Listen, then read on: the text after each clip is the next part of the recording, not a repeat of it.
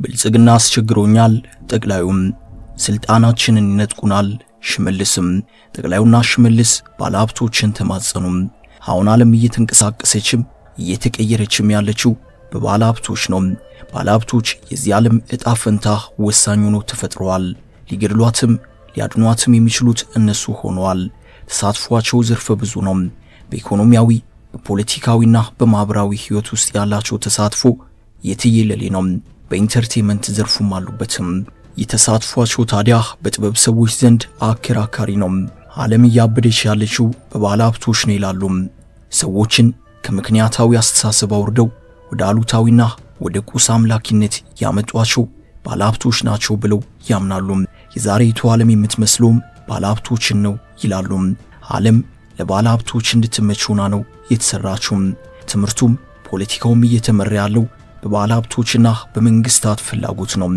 ለምሳሌ ግሪክ ከስልጣኔ ተራራ ወርዳ የተፈጠፈጠችው በባለሀብቶችና በፖለቲካው ያልተቀደሰ ጋብቻ መሆኑን ጻፍት ደጋግሞ ይጻፉበት ጉዳይ ነው የጥበብ ሰዎች መከራከሪያ ጉዳይም የባለሀብቶችና የመንግስታት ግንኙነት ላይ ነው ፖለቲካው ሲቃወስም ሊረጋጋም የሚችለው ባለሀብቶችና መንግስት በሚፈጥሩት ስምምነት ነው ሙሉ ለሙሉ ለፖለቲካዊ ዓላማ ከተስማሙ ኢንቨስት የሚደረገው ጉዳይ ለዚያች ሀገር ያለው ጠቀሜታ ፖለቲካዊ ብቻ ነው ሊሆን የሚችለው በርግጥ የዛሬው የዓለም ፖለቲካ ያለ ባለሀብቶች የጸና ለመሆኑ ነው መታዘብ የሚቻለው ሀገራት ከሀገራት መንግስታት ከመንግስታት ጋር ጡንቻ የሚለካኩት ባለሀብቶችን ቀኝ እጅ አድርገው ነው ባለሀብቶች የበዙባት ሀገርም የዚህ ዓለም ተጽዕኖ ፈጣሪ ሌላ ኃያል ተደርጋ ትተረጎማለችም በባህል በታሪክ በፋሽን ተከታይነትና በግሎባላይዜሽን ተጽዕኖ ከመፍጠር ባለፈ ፖለቲካዊ አቅሟም ለሌላኛው ሀገር ማስፈራሪያ ይሆናል አሁን ዓለም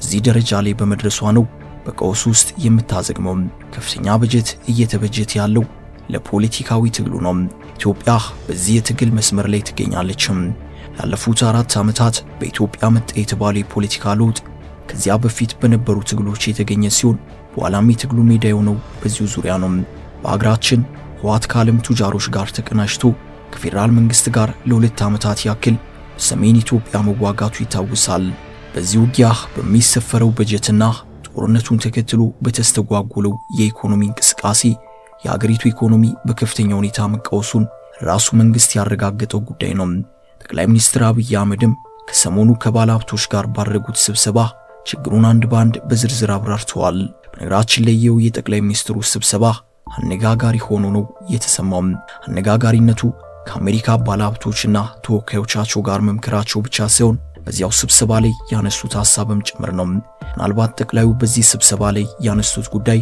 የቀጣዩን የሀገሪቱን የፖለቲካ አመራር ሁኔታ የሚጠቁም ሳይሆን አይቀርም በኋላ ስብሰባውን መወያያ አጀንዳ ተመርኩዞ የወጡ መረጃዎች እንዳመለከቱት ጠቅላይ ሚኒስትሩ ለተፈጠረው ሀገራዊ ችግር መፍትሄ ያመጣሉ ብለው ከሰበሰቧቸው ባለሀብቶች ጋር የተወያዩት ተከታዮቹ ዋና ጉዳዮች መሆኑን ነው ማወቅ የተሻለው ጉዳዮቹም ሀገራዊ ቀውሱን በተመለከተ ኢንቨስትመንቱን በተመለከተ ከባለሀብቶቹ ምን እንደሚጠበቅ በተመለከተና አጠቃላይ ያሉትንም ስጋቶች በዝርዝር ለባለሀብቶቹ አቅርበዋል ጠቅላዩ ይህንን ጉዳይ ለባለሀብቶቹ ማሳወቃቸው በበጎ ነገር ሊታይ የሚችል ነው በአሁኑ ሰዓት ኢትዮጵያ በከፍተኛ ኢኮኖሚ ቀውስ ውስጥ መሆኗ የሚታወቅ ነው ዜጎቿ በድርብርብ ችግር ውስጥ ይገኛሉ የኑሮ ውድነቱ ጣራ ነክቷል ነገሮች እየተወደዱ እንጂ እየቀነሱ ሊመጡ አልቻሉም የውስጡም የውጭም ነገር ተወሳስቧል የብር ምንዛሬው ቅሬታ እየቀረበበት ነው አቅርቦት እየቀነሰ ነው አጠቃላይ አሁን ወጪ እንጂ ገቢ እየተገኘ አይደለም ይህንን ድርብርብ ቀውስ ተከትሎ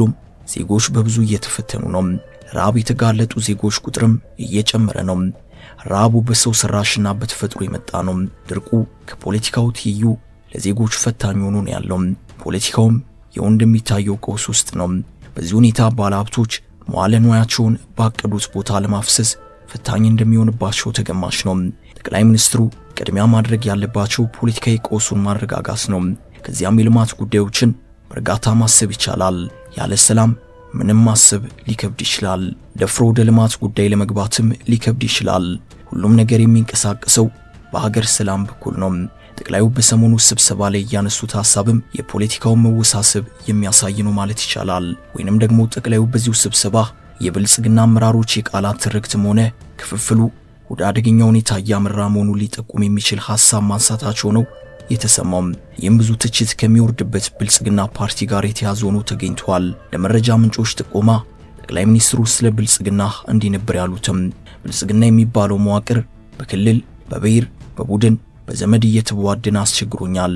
እንደውም እኔኑላህ እየከዳኝ ያለው ከኔ ጋር የሚሄድ አደረጃጀት አልሆነም አይነት ንግግር ማሰማታቸው ነው የመረጃ ምንጮች ያመለከቱትም።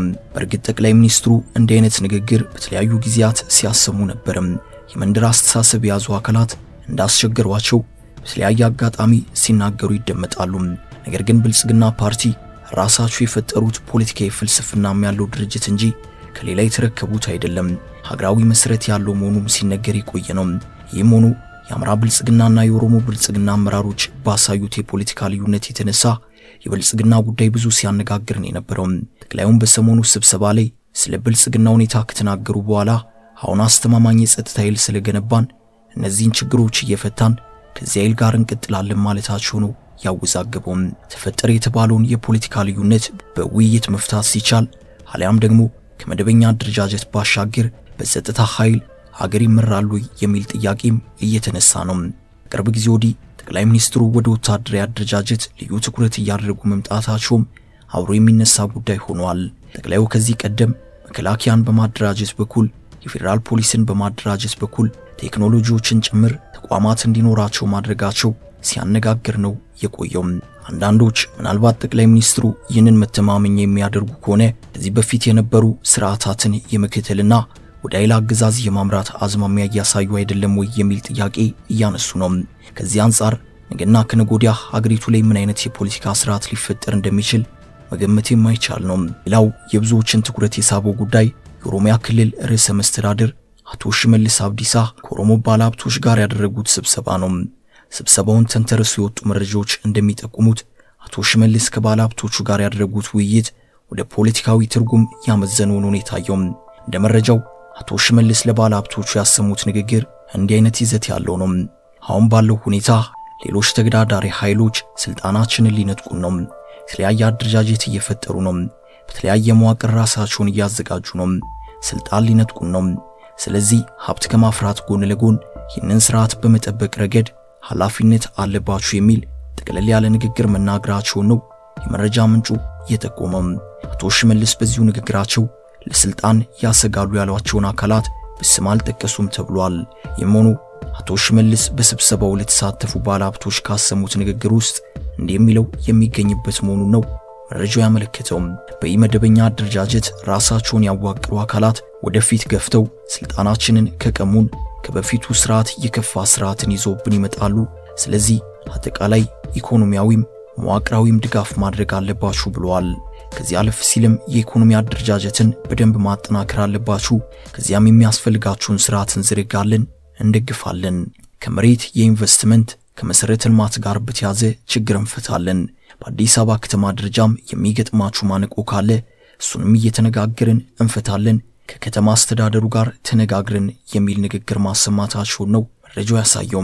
ተጨማሪም በአሁኑ ሰዓት በክልሉ መዋዕለ ንዋይ ያፈሰሱ ካሉ ባለሀብቶች ጋርም ውይይት ማድረጋቸው ነው መረጃው ያመለከተው። የአማራ የትግራይ የጉራጌና ሌሎችም ባለሀብቶች በክልሉ ውስጥ እንደሚገኙ ይነገራል። አቶ ሽመልስም ከነዚህ ባለሀብቶች ጋር ተገናኝተው ለሚገጥማቸው ችግር ሁሉ መፍትሄ እንደሚሰጧቸው ነው የተናገሩት። የበለጠ ሀብታቸውን እንዲያፈሱ በዝርዝር መነጋገራቸውም ነው የተነገረው። ይሁን እንጂ ስብሰባው በርከት ያሉ ጥያቄዎች የተነሱበት ነበር ተብሏል። ከጥያቄዎቹ ውስጥ የጉራጌ ባለሀብቶች በርካታ ጥያቄዎችን ማቅረባቸው ነው የተሰማው። የአማራ ባለሀብቶች ግን ለጊዜው ምክንያቱ ባልታወቀ ጉዳይ ከአቶ ሽመልስ ጋር አልተወያዩም ነው የተባለው። የሆነው ሆኖ የዚህ ስብሰባ ጉዳይ አነጋጋሪ ሊሆን የቻለው ከልማት ጉዳዮች ይልቅ ወደ ፖለቲካዊ ድጋፍ ጥያቄ ያደላ መሆኑ ነው እየተባለ ነው። ባለሀብቶቹ በክልሉ ልማት እንዲሰማሩ እድል መመቻቸቱ በብዙዎች የሚደገፍ ነው። ፖለቲካዊ ጫናው ካመዘነ ግን የታሰበውን ያክል ለልማትም ሆነ ባለሀብቶች ያላቸውን ሀብት በአግባቡ ጥቅም ላይ ለማዋል ሊቸገሩ ይችላሉ። አሁን ባለው ተጨባጭ ሁኔታም ክልሉ በፖለቲካዊ ቀውስ ውስጥ ነው ማለት የሚቻል ነው። የክልል ምክር ቤቱ ከሰሞኑ የወሰነውን የከተሞች መዋቅር ተከትሎ በጉጂ ዞን የጀመረው ሰላማዊ የተቃውሞ ሰልፍ መቀጠሉ ነው መታዘብ የተቻለው።